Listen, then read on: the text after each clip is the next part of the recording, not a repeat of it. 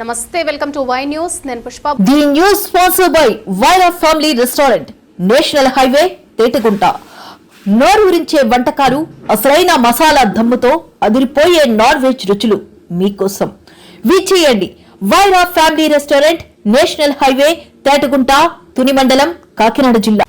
రాష్ట్ర జలవనరుల శాఖ మంత్రి నిమ్మల రామానాయుడు, జగ్గంపేట శాసనసభ్యులు జ్యోతుల నెహ్రూ, ప్రత్తిపాడు శాసనసభ్యురాలు వరుపుల సత్యప్రభతో కలిసి కిర్లంపూడి మండలం కృష్ణవరం వద్ద పోలవరం ఎడమ కాలువ వద్ద జరుగుతున్న పనులను జలవనరుల శాఖ మంత్రి నిమ్మల రామానాయుడు పరిశీలించారు.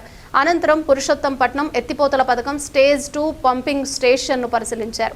ఈ సందర్భంగా జలవనరుల శాఖ మంత్రి నిమ్మల రామానాయుడు మాట్లాడుతూ, ముఖ్యమంత్రి చంద్రబాబు నాయుడు, ఉప ముఖ్యమంత్రి పవన్ కళ్యాణ్ ఆదేశాల మేరకు కష్టమైన పరిస్థితిలో ఉన్న రైతులకు నీరు అందించాలనే ఉద్దేశంతో ఏలేరు కాల్వలకు నీరు అందిస్తున్నామన్నారు. పుష్కర స్టేజ్ 2 నుంచి ఏలేరు రిజర్వాయర్కు నీరు అందిస్తున్నామన్నారు.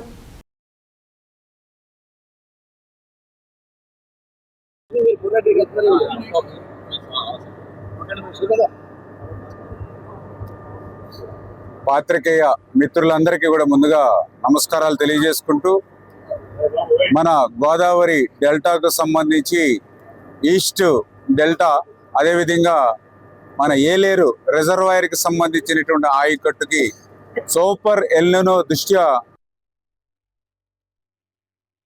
పెట్టుకుని రైతాంగాన్ని సేవ్ చేయాలి, ఏ రకంగా ఆదుకోగలుగుతామో అన్ని మార్గాలను కూడా మనం ఆచరణలోకి తీసుకుని వ్యవసాయాన్ని ముందుకు తీసుకెళ్లాలని గౌరవ ముఖ్యమంత్రి చంద్రబాబు నాయుడు గారు, ఉప ముఖ్యమంత్రి వర్యులు పవన్ కళ్యాణ్ గారి యొక్క ఆదేశాల ప్రకారం ఏదైతే ఇక ఏలేరు రిజర్వాయర్కి సంబంధించి నీళ్ళు ఇచ్చే పరిస్థితి లేకపోయినప్పటికీ కూడా ఉన్న నీటి వనరులనే సద్వినియోగం చేసుకుంటూ 1000 క్యూసెక్కులు ఏదైతే ఇక ఏలేరు రిజర్వాయర్కి ఇవ్వాలనుకుంటూ ఉన్నామో ఆ నీటి మట్టాలన్నింటినీ కూడా ఎక్కడికక్కడ ఇన్స్పెక్షన్ చేస్తూ, కెనాల్స్ని, డ్రైన్స్ని ఎక్కడికక్కడ ఇన్స్పెక్షన్స్, తగిన సూచనలు, సలహాలు అధికారులకు ఎక్కడికక్కడ ఇస్తూ, ఇంకా మెరుగ్గా వాటర్ ఫ్లో అవడానికి ఏ రకంగా చర్యలు తీసుకోవాలో వాటి మీద ఈవేళ 2వ రోజు కూడా ఈ కాకినాడ జిల్లాలో పిఠాపురం, ప్రత్తిపాడు, జగ్గంపేట,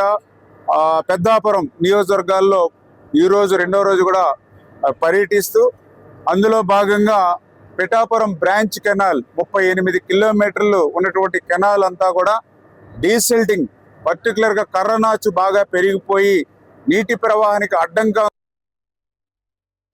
8 కిలోమీటర్లు కూడా తొలగించడానికి ఎంత అమౌంట్ ఖర్చు అయినా పర్వాలేదు, ఎస్టిమేషన్ వేసి పనులు ప్రారంభించమని ఇరిగేషన్ అధికారులకు కూడా ఆదేశాలు ఇవ్వడం జరిగింది.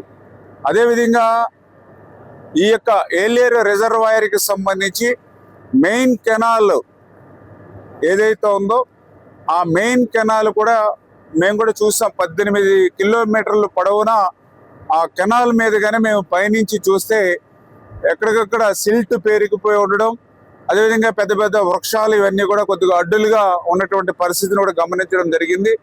అందుకే ఏలేరు రిజర్వాయర్ మెయిన్ కెనాల్ 18 కిలోమీటర్లు కూడా డీసిల్టింగ్ ఇమ్మీడియట్లీ ఎస్టిమేషన్లు తయారు చేయండి, అడ్మినిస్ట్రేషన్ శాంక్షన్ వచ్చేంతలోపు పనులు అయితే క్యాబినెట్ లో పెట్టుకునైనా సరే రాటిఫికేషన్ చేస్తాం. అందుచేత ఇమ్మీడియట్లీ పనులు మొదలు పెట్టమని కూడా ఆ యొక్క ఇరిగేషన్ డిపార్ట్మెంట్ కి కూడా ఈరోజు ఆదేశాలు ఇవ్వడం కూడా జరిగిందని చెప్పి మీ ద్వారా ఈ సందర్భంగా తెలియజేసుకుంటూ, అదేవిధంగా ఏలేరు రిజర్వాయర్కి సంబంధించి ఆ ఆయకట్టుకి అంతా కూడా మీ అందరికీ తెలుసు, ఏలేరు రిజర్వాయర్ నుంచే మనము 1000 క్యూసెక్కులు నీరు ఇస్తూ ఉన్నాం ప్రస్తుతం కూడా.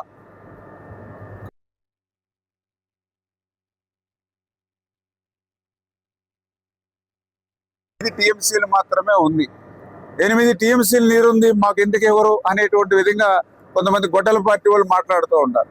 వాస్తవంగా 6 టీఎంసీలు డెడ్ స్టోరేజీ, ఇంకా పైన ఉన్నటువంటి 2 టీఎంసీల నీరు మాత్రమే మనకు ఉపయోగపడుతుంది. అటు ఏదైతే విశాఖపట్నానికి డ్రింకింగ్ వాటర్, స్టీల్ ప్లాంట్కి 5 టీఎంసీలు కావాలి, మనకున్నది అక్కడ 2 టీఎంసీ. ఇటువంటి పరిస్థితుల్లో ఏలేరు రిజర్వాయర్ ఆయకట్టుకి నీరు ఇస్తున్నాము అని అంటే అది పవన్ కళ్యాణ్ గారు చొరవ, చంద్రబాబు నాయుడు గారు ఇచ్చినట్టు ఆదేశాలు. అందుకే ఇతరత్ర మార్గాలు కూడా అన్వేషించమని ముఖ్యమంత్రి ఉప ముఖ్యమంత్రి గారు చెప్పిన మీదట ఇక్కడ ఉన్నటువంటి మా సీనియర్ శాసనసభ్యులు నెహ్రూ గారు, అదేవిధంగా ఇంకా ఇతర శాసనసభ్యులు సత్యప్రభ గారు అందరితోటి కూడా కలిసి మాట్లాడుకుని, మా నీటి సంఘం నాయకులందరితో కూడా మాట్లాడుకుని ఆ ఏలేరు రిజర్వాయర్తో పాటుగా లెఫ్ట్ మెయిన్ కెనాల్, మన పోలవరం కెనాల్ లెఫ్ట్ మెయిన్ కెనాల్కి సంబంధించి మనం 57వ కిలోమీటర్ దగ్గర ఆఫ్ టేక్ ఒకటి నిర్మాణం చేస్తున్నాం. అంచేత లెఫ్ట్ మెయిన్ కెనాల్లో కూడా ఈ పురుషోత్తపట్నం వాటర్ తీసుకుని ఆ లెఫ్ట్ మెయిన్ కెనాల్ నుంచి కూడా ఆఫ్ టేక్ ద్వారా ఏలేరు రిజర్వాయర్ కూడా నీళ్లు ఇచ్చేటువంటి విధంగా ఇరిగేషన్ శాఖ ఆదేశాలు ఇచ్చాం. అక్కడ ఇంకా పనులు జరుగుతూ ఉన్నాయి. ఇమ్మీడియట్లీ ఈ రోజు సాయంత్రం రేపు ఉదయానికల్లా అవి క్లియర్ చేసి ఇంకా బ్యాలెన్స్ పనులు ఏమన్నా ఉంటే సీజన్ అయిన తర్వాత కంప్లీట్ చేసుకుంటాం. అంచేత ఏలేరు రిజర్వాయర్ ఆయకట్టుకి ఈ సెకండ్ ఏదైతే ఇప్పుడు ఐడెంటిఫై చేసామో ఆఫ్ టెక్ నుంచి కూడా నీళ్లు ఇమ్మని చెప్పేసి అధికారులు కూడా ఆదేశించడం జరిగిందని చెప్పి తెలియజేసుకుంటూ, ఇక్కడ ముఖ్యమైనటువంటి విషయం, ఈరోజు సూపర్ ఎల్నినో ఎక్కడ కూడా వర్షాలు 2 నెలల నుంచి లేనిటువంటి పరిస్థితి. నిన్న మొన్న అరకొర వర్షం పడింది. మన ఏలేరు రిజర్వాయర్ అనేది లోకల్ క్యాచ్మెంట్లో ద్వారానే డిజైన్ చేశారు. దానికి లోకల్ క్యాచ్మెంట్లో వర్షాలు వస్తేనే ఏలేరు రిజర్వాయర్ నిండుతుంది. ప్రతి 10-12 సంవత్సరాలకు ఒక్కసారి నిండుతుందని చెప్పి ఇప్పుడే నెహ్రూ గారు చెప్పారు. అటువంటి రిజర్వాయర్కి, అటువంటి ఏలేరు ఆయకట్టుకి ఈవేళ జీవం పోసింది అని అంటే అది పురుషోత్తపట్నం ఎత్తిపోతల పథకం. అటువంటి ఎత్తిపోత పథకం లేకపోతే ఈవేళ ఏలేరు రిజర్వాయర్ లో ఒక పురుషోత్తపట్నం ఎత్తిపోతలు లేకపోతే ఈ రోజు ఏలేరు రిజర్వాయర్ ఆయకట్టుకి ఇప్పుడు మనం చూసినటువంటి నీరు ఒక చుక్క కూడా ఉండదు. ఈ రోజు ఉన్నటువంటి ఎలినోనో పరిస్థితుల్లో ఏలేరు రిజర్వాయర్ ఆయకట్టు అంతా కూడా ఎడారి మాదిరిగా ఉండేది. అటువంటి ఆయకట్టుకి ఈవేళ నీరు పంపగలుగుతున్నామనంటే అటువంటి పురుషోత్తపట్నాన్ని నిర్మాణం చేసింది ముందు చూపున్నటువంటి విజనరీ నాయకుడు నారా చంద్రబాబు నాయుడు గారు. నారా చంద్రబాబు నాయుడు గారు ఈవేళ ఏలేరు ఆయకట్టుకి ఒక వరం పురుషోత్తపట్నం. అంచేత ఒక విజనరీ ఉన్నటువంటి నాయకుడికి, గొడ్డల పార్టీ నాయకుడికి ఉన్నటువంటి తేడాను వీళ్ళ ప్రజలందరూ కూడా గమనించాలి.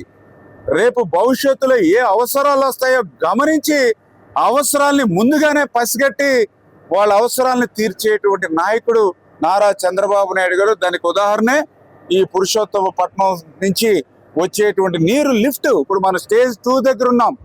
ఈ స్టేజ్ 2 లిఫ్ట్ 8 పంపులు పనిచేస్తా ఉన్నాయి. ఇక్కడ ఈ 8 పంపులు కూడా 1400 క్యూసెక్కులు ఏలేరు రిజర్వాయర్కి నీరు పంపిస్తూ ఉంది. ఈ 1400 క్యూసెక్కుల నీరు అక్కడ పురుషోత్తపట్నం గోదావరి నుంచి లిఫ్ట్ చేస్తుంది కాబట్టి ఈ నీరు వస్తూ ఉంది.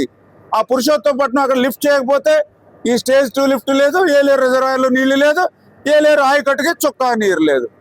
చేత విజనరీ నాయకుడికి, గొడ్డల పార్టీ నాయకుడికి ఉన్నటువంటి తేడాను ఈవేళ ప్రజలందరూ కూడా గమనించాలని చెప్పేసి మీ ద్వారా మీరు ఈ సందర్భంగా కోరుకుంటూ, మరి ఇటువంటి క్లిష్టమైనటువంటి స్థితిలో కూడా ఎక్కడ ఏ చుక్క నీరున్నా కూడా దాన్ని ఒడిసి పట్టి మీ ఏలేరు రిజర్వాయర్ ఆయకట్టుకి వీళ్ళ నీళ్ళు ఇస్తూ ఉన్నాం.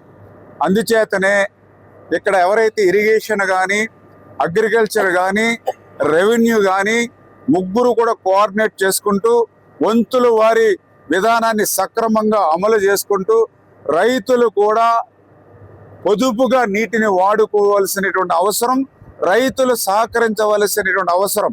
ఎందుకంటే ఏలేరు ఆయకట్టుకి ఈ సంవత్సరం సూపర్ ఎల్నినో ద్వారా నీళ్ళు ఇవ్వలేనటువంటి స్థితిలో నీళ్ళు ఇస్తున్నటువంటి విషయాన్ని రైతాంగం కూడా గమనించి మరి యొక్క పంటలను కాపాడుకోవాలని చెప్పి మీ ద్వారా తెలియజేసుకుంటూ, ఆ గోదావరిలో కూడా లిఫ్ట్ కూడా ఎన్ని రోజులు పనిచేయగలుగుతుందో కూడా గ్యారంటీ లేనటువంటి పరిస్థితి. ఎందుకంటే గతంలో గోదావరి నవంబర్ వరకు కూడా మాకు ఇన్ఫ్లో వచ్చేది 30,000 40,000 ఎవ్రీడే వచ్చేది. మొన్న జూలై నెలలోనే 6,000 పడిపోయింది. ఫస్ట్ టైం 70 సంవత్సరాల గోదావరి హిస్టరీలో 6,000 7,000 పడిపోవడం జూలై నెలలో ఫస్ట్ టైం. ప్రతి నీటి చుక్కను కూడా సద్వినియోగం చేసేటువంటి విధంగా రైతు మీ ద్వారా కూడా తెలియజేసుకుంటూ, మరి మీరందరూ రైతులకు కూడా మా తరపు నుంచి కూడా విజ్ఞప్తి చేస్తూ ఉన్నాం. ప్రతి ఒక్కరూ కూడా క్రాప్ ఇన్సూరెన్స్ కూడా తప్పనిసరిగా ప్రతి రైతు ప్రతి ఎకరానికి చేయించండి. ఎందుకంటే కొన్ని ప్రాంతాల్లో 200 రూపాయలు ఉంది, కొన్ని ప్రాంతాల్లో 750 రూపాయలు ఉంది. ఇవాళ 750 రూపాయలైనా 200 రూపాయలైనా 500 అక్కడ ఆయకట్టును బట్టి ఎంత అయితే క్రాప్ ఇన్సూరెన్స్ ఉందో ఖచ్చితంగా 750 రూపాయలు 500 చేయించండి. ఎందుకంటే అనిశ్చితమైనటువంటి వర్షపాతం, అనిశ్చితమైనటువంటి వాతావరణ పరిస్థితులు, రేపు ఉష్ణోగ్రతలు కూడా ఇంకా పెరుగుతాయని చెప్తూ ఉన్నారు. టెంపరేచర్ పెరిగినప్పుడు ఈల్డింగ్ దిగుబడులు కూడా తగ్గిపోతాయని అధికారులు చెప్తూ ఉన్నారు. ఇటువంటి స్థితిలో మనం దిగుబడులు కోల్పోతే మనకి ఇన్సూరెన్స్ కవరేజ్ ఉంటే రైతు నష్టపోకుండా ఉంటుంది. కాబట్టి ఇప్పుడున్నటువంటి వాతావరణ పరిస్థితుల దృష్ట్యా ప్రతి రైతు ప్రతి ఎకరానికి కూడా క్రాప్ ఇన్సూరెన్స్ చెల్లించుకోమని చెప్పి దాన్ని ఎడ్యుకేట్ చేయమని చెప్పేసి మా యొక్క ఇరిగేషన్, అదేవిధంగా పర్టికులర్గా వ్యవసాయ అధికారులు కూడా ఎక్కడికక్కడ గ్రామాల్లో అవసరమైతే చాటింపు వేసి లేకపోతే మైక్ కాన్వసింగ్ చేసి ఆ యొక్క రైతుల్ని ఎడ్యుకేట్ చేసి ఆ క్రాప్ ఇన్సూరెన్స్ ద్వారా రేపొద్దున ఒక భద్రత, ఒక భరోసా కూడా రైతులు అందిపుచ్చుకోవాలని చెప్పి మీ ద్వారా మరొక్కసారి కోరుకుంటూ ఉన్నాం.